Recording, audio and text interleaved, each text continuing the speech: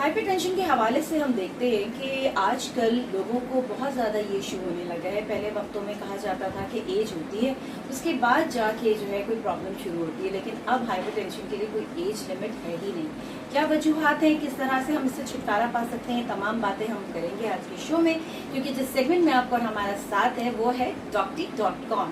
جی ہاں, docty.com میں doctor سے آپ کی ملاقات کروائیں گے اور پھر ان سے ڈسکس کریں گے کہ آپ کے مسائل کا حل کس طرح سے نکالا جائے. لیکن اس سے پہلے اگر آپ میرے چینل پر نئے ہیں تو میرے چینل کو سبسکرائب ضرور کریں. سیگمنٹ اچھا لگ رہا ہے لائک کیجیے, اور کامنٹ کرنا چاہیں تو بالکل آپ کامنٹ بھی کر سکتے ہیں. بیل کا آئیکن پریس کرنا مت بھولیے گا نوٹیفیکیشن کے لیے.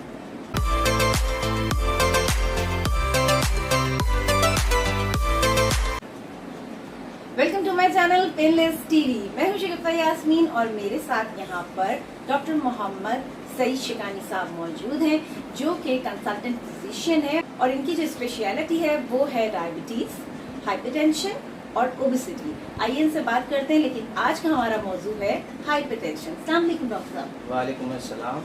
بہت بہت شکریہ کہ آپ نے مجھے یہ موقع دیا کہ میں آپ کے ساتھیوں کو ہائپر ٹینشن کے متعلق کچھ بتا سکوں. ارے ڈاکٹر صاحب تھینک یو سو مچ, آپ پروگرام میں تشریف لے آئے, میرے لیے یہی بہت بڑی بات ہے کیونکہ آج کل لوگ بہت پریشان ہیں. پہلے تو یہ بتائیے کہ ہائپر ٹینشن ہے کیا؟ دیکھیں, ہائپر ٹینشن سے مراد ہے, عام زبان میں ہم اسے کہتے ہیں بلند فشار خون. نارملی ہماری باڈی میں ایک پریشر مینٹین ہوتا ہے جو ہارٹ میں جنریٹ ہوتا ہے اور وہ بلڈ ویسلس میں ٹرانسمٹ ہوتا ہے. یہ بلڈ پریشر ہمارے جسم میں خون کو دوڑانے کے لیے ضروری ہے, یعنی دوڑانے خون کے لیے ضروری ہے. تو وہ اس کی ایک نارمل ویلیو ہوتی ہے کہ اتنا پریشر ہو جس کو ہم کہیں گے کہ نارمل ہے.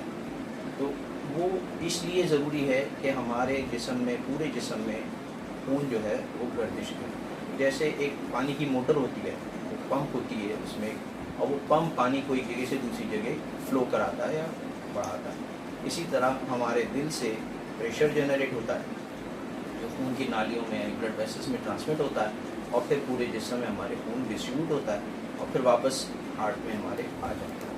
تو اس فلو کو مینٹین رکھنے کے لیے جو پریشر چاہیے ہوتا ہے اس کو ہم بلڈ پریشر کہتے ہیں, اور جیسا میں نے ابھی بتایا کہ اس کا ایک نارمل ویلیو ہے. اب اگر ہم ہائپر ٹینشن کی بات کریں تو ہائپر ٹینشن سے مراد یہ ہوتی ہے کہ بلڈ پریشر کی جو یہ نارمل ویلیو ہے اس سے کچھ زیادہ یا بہت زیادہ, وہ اسٹیجز ہوتے ہیں اس کی, وہ میں بھی ڈسکرائب کروں گا. اگر اتنی ویلیوز آئیں تو ہم کہیں گے کہ اس مریض کو ہائپر ٹینشن ہے یا بلند فشار خون. صحیح, بالکل صحیح. اچھا, یہ جو کہتے ہیں نا کہ جو ان کو ہائپر ٹینشن یا ہم اس کو ہائی بلڈ پریشر کہہ سکتے ہیں. جی. اچھا, ہائی بلڈ پریشر ہے تو لوگ کہتے ہیں بھائی اس کو غصہ بہت آتا ہے کیونکہ اس کو ہائی بلڈ پریشر ہے. ہائی بلڈ پریشر ہوتا ہے ڈاکٹر صاحب, غصہ بہت آتا ہے؟ نہیں, بالکل ایسا نہیں ہے. ایکچولی بہت ساری چیزیں اس کے اندر ہیں کہ عام طور پر جو ہائی بلڈ پریشر ہوتا ہے وہ ایک ایج پروسیس کے بعد ہوتا ہے, یعنی ایک خاص ایج میں جا کر کے یا اس کے بعد ہوتا ہے. مثلاً 40, 45, 50 کے بعد عام طور پر دیکھا جاتا ہے کہ بلڈ پریشر ہوا ہے. تو اس ایج میں چونکہ وہ مقافات عمل اور جو زندگی گزاری ہوتی ہے آدمی نے, تو اس کے جو ساری چیزیں ہوتی ہیں وہ تھوڑا سا انسان کے بیہیویئر پر یا ان کے اپنے سائیک پر اثر انداز ہوتی ہیں. تو کبھی کبھی ان چیزوں کی وجہ سے وہ اریٹیبل ہو جاتے ہیں, یا غصہ آتا ہے یا ناراضگی ہوتی ہے یا کوئی ایسی چیزیں ہوتی ہیں. بٹ ایسا نہیں ہے کہ ہائپر ٹینشن کی وجہ سے کسی کو غصہ آتا ہو یا غصے کی وجہ سے کسی کو ہائپر ٹینشن ہوتی ہے. صحیح. آپ کیا سمجھتے ہیں آج کل جو ہے ہم دیکھ رہے ہیں کہ ہر دوسرا جو ہے وہ ہائی بلڈ پریشر کا پیشنٹ ہے, کیا اس میں غذا کا کوئی تعلق ہے؟ جناب بالکل ہے. دیکھیے, ایسا ہے کہ ایک محتاط اندازے کے مطابق ایڈلٹ پاپولیشن کی تقریباً 10 سے 15% لوگوں میں ہائی بلڈ پریشر پایا جاتا ہے. اچھا. اب جو ڈائٹ سے آپ نے کہا کہ تعلق کا, تو یقیناً ڈائٹ سے تعلق ہے, اور اس میں مثلاً یہ کہ نمک کا زیادہ کھانا اس سے بھی تعلق ہے. لیکن اس سے پہلے میں چاہوں گا کہ عوام الناس کی نالج کے لیے یہ بتا دوں کہ بلڈ پریشر یا ہائپر ٹینشن بیسیکلی 2 اقسام کا ہوتا ہے. ایک کو ہم کہتے ہیں پرائمری ہائپر ٹینشن, اور دوسرا کہلاتا ہے secondary hyper tension. Primary hyper tension وہ ہے جو ایج ریلیٹڈ تقریباً ہر ایک کو ہوگا. تو گویا 90 سے 95%, یعنی 90 سے 95% لوگوں میں ایج کے ساتھ ساتھ بلڈ پریشر ڈیولپ ہوتا ہے, اور اس کو ہم پرائمری ہائپر ٹینشن کہتے ہیں. اس کا دوسرا نام ایسنشل ہائپر ٹینشن بھی ہے. ٹھیک ہے. 5 سے 10% لوگوں میں سیکنڈری ہائپرٹینشن ہوتا ہے، یعنی اس میں کوئی ایک انڈر لائنگ وجہ ہوتی ہے کہ جس کی وجہ سے ان کو بلڈ پریشر ڈیولپ ہوا. مثلاً کسی کو ہارٹ کی کوئی بیماری ہے اس کی وجہ سے ہوا، مثلاً کسی کو گردے کی کوئی بیماری ہے اس کی وجہ سے ہوا. کچھ اینڈوکرائن یا ہارمونل چینجز ہماری باڈی میں ہوتے ہیں، بعض ہارمونز ایسے ہیں جو ہائپر ٹینشن انڈیوس کرتے ہیں، یا یہ ہے کہ جیسے اسٹیرائڈس کو یوز کرتے ہیں اپنی مختلف بیماریوں کے لیے، یا حکمہ اور اطباء کی دواؤں میں جو اسٹیرائڈ یوز ہوتے ہیں ان کی وجہ سے، تو ان سے بھی بلڈ پریشر ہوتا ہے. That is called secondary hyper tension. ٹھیک ہے. اچھا صحیح ہے. ڈاکٹر صاحب نے بہت اچھی طریقے سے ایکسپلین کیا اس چیز کو کہ انفیکٹ یہ ہائپر ٹینشن ہوتا کیا ہے، کس طرح سے ہوتا ہے.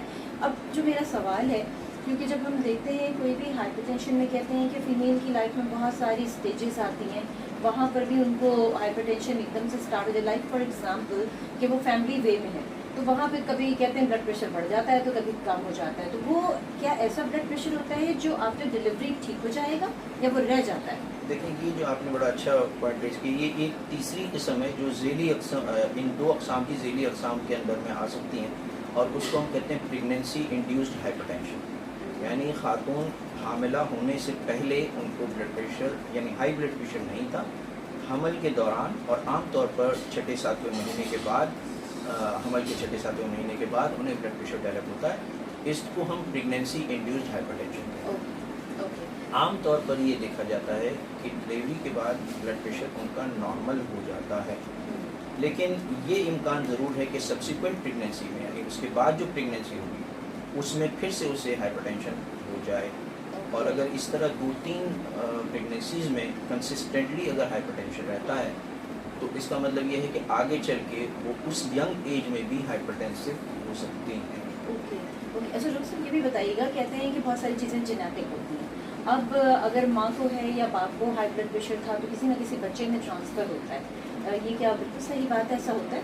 دیکھیے موروثیت تو اس کے اندر ہے کہ ماں یا باپ کو اگر بلڈ پریشر کا مرض ہے تو یہ امکان ہے کہ آف اسپرنگ میں بلڈ پریشر ہو.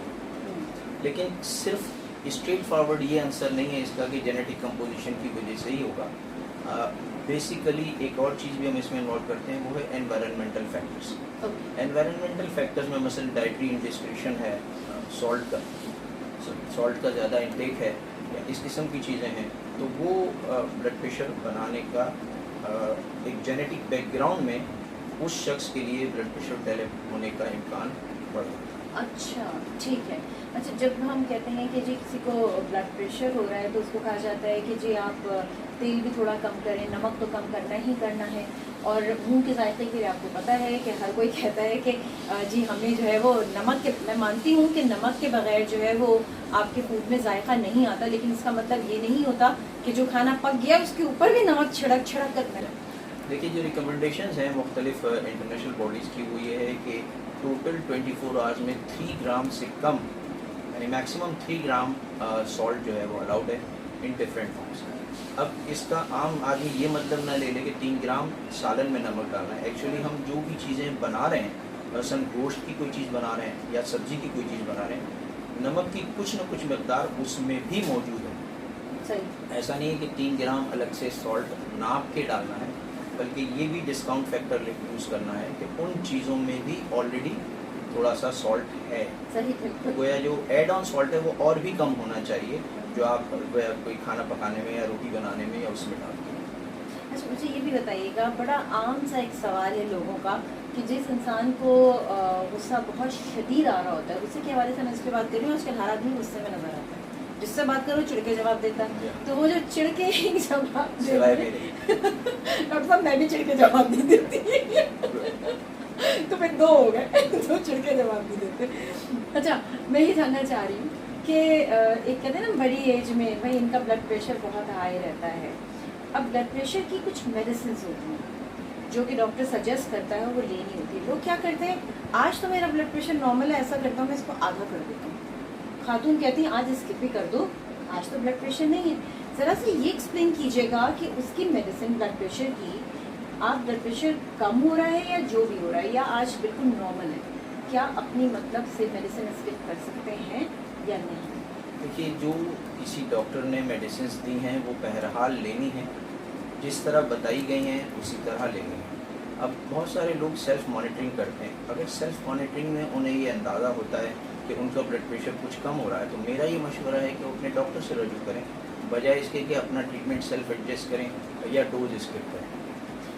ہاں البتہ اگر کوئی مریض اتنا سمجھدار ہے کہ وہ اس چیز کو سمجھ سکتا ہے تو وہ ایک ڈوز کی جگہ اس کا ہاف ڈوز اس دن کے لیے کر لیں اور لیکن شام میں یا دوسرے دن دوبارہ بلڈ پریشر چیک کریں. اس لیے کہ دیکھیں اگر ایک مریض ہے ہائپر ٹینشن کا وہ دوائیاں لے رہا ہے اور دوائی لینے سے اس کا بلڈ پریشر کنٹرول میں آ گیا ہے تو اب اگر وہ دوا اسکپ کرے گا یعنی کہ فار ایگزامپل 3 مہینے سے وہ دوا پر ہے میڈیسنز یوز کر رہا ہے اب اس نے 3 دن یا 4 دن کے لیے دوا چھوڑ دی تو اس کے بعد اس کا بلڈ پریشر دوبارہ سے اس طرف یا کم از کم وہاں تک پہنچنے کا امکان بہت زیادہ ہوگا.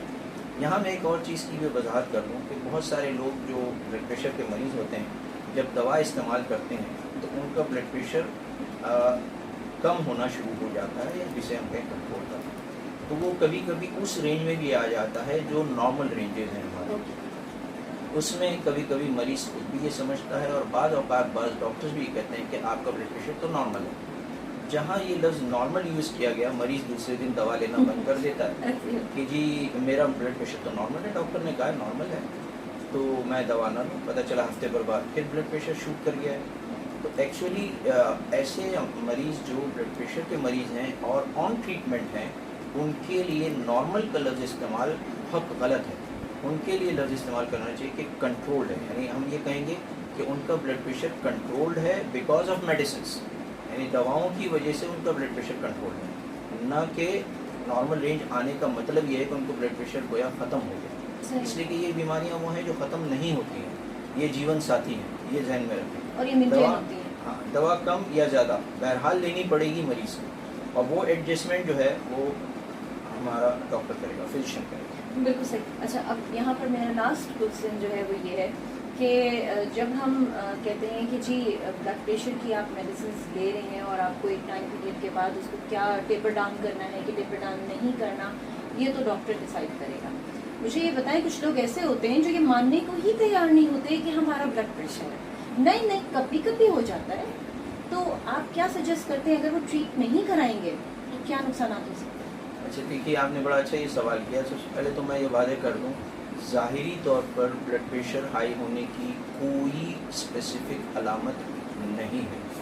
عام کانسیپٹ لوگوں کو یہ ہے کہ جی سر میں درد ہوگا یا سر بھاری ہوگا یا نیند نہیں آئی یا یہ نہیں ہوا وہ نہیں ہوا تو بلڈ پریشر بڑھا ہوگا.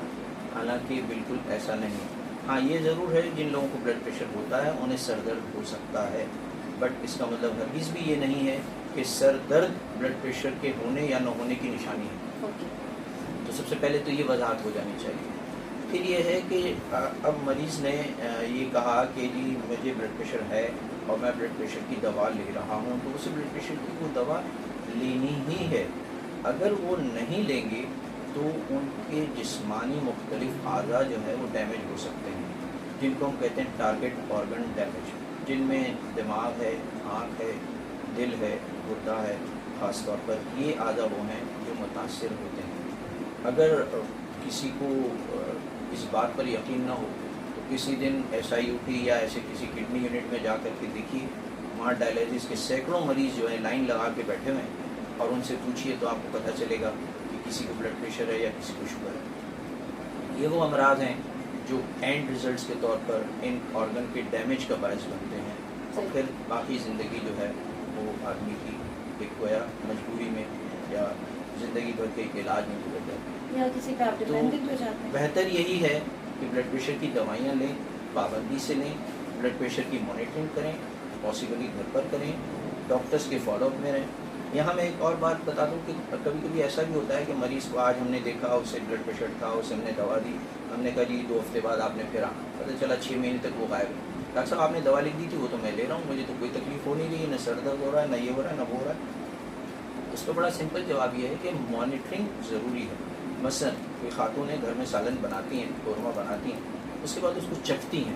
چکھتی کس لیے ہیں یہ دیکھنا ہے کہ نمک مناسب ہے یا نہیں ہے. اسی طرح بلڈ پریشر کا مریض اگر ہے تو دوا اس نے لی ہے اس کا بلڈ پریشر اسے چیک کرنا ہے یہ دیکھنے کے لیے کہ اس دوا نے بلڈ پریشر کو کتنا کنٹرول کیا یا کتنا نہیں کیا. صحیح بالکل صحیح. اور ڈاکٹرز جو آپ کو کہتے ہیں کہ جی آپ کو فالو اپ کرواتے رہنا ہے، اس کے پیچھے ریزن ہی یہی ہوتا ہے کہ وہ دیکھ رہے ہوتے ہیں کہ میڈیسن آپ پر کتنا کام کر رہی ہے، آیا کہ اس کو بڑھانا ہے، اس کو گھٹانا ہے. سیلف میڈیکیشن تو کبھی بھی نہیں کرنا چاہیے. یہ تمام بیماریاں ایسی ہیں جو اچانک سے اٹیک کرتی ہیں، جب آپ کو پتہ چلتا ہے بڑی دیر ہو چکی ہوتی ہے. اسی وجہ سے کہا جاتا ہے کہ اپنا آپ خیال رکھیں. اور یہ سیگمنٹ بھی ہم نے اسٹارٹ اسی لیے کیا ہے ڈاکٹری.com، تاکہ آپ اس سے فائدہ اٹھا سکیں. ڈاکٹر صاحب آپ کہاں کہاں ہوتے ہیں یہ بتا دیجیے کسی کلینک کا. میرا اپنا کلینک تاج میڈیکل کمپلیکس میں ہے، امداد ہاسپٹل میں وہاں زیادہ تر. ٹھیک ہے، چلیے جی، بہت شکریہ، تھینک یو سو مچ. آپ نے بہت اچھی باتیں جو ہیں وہ شیئر کی، اینڈ آئی ہوپ کہ آپ لوگوں کو اس سے بہت فائدہ پہنچے گا. میں اپنے آڈینس کا بھی بہت مشکور ہوں کہ وہ مجھے سنیں گے، اور ظاہر ہے کہ سن کے میں سب سے بڑی امید یہ رکھتا ہوں کہ وہ میری ہدایات پر یا میری جو باتیں ہیں ان پر عمل کریں. بالکل، مین مقصد یہ ہے. اس کے ساتھ ہی شگفتہ یاسمین کو دیجیے اجازت. یہاں پہ سیگمنٹ ہمارا اینڈ ہو رہا ہے. پھر ملیں گے ایک نئے ٹاپک کے ساتھ. اللہ حافظ.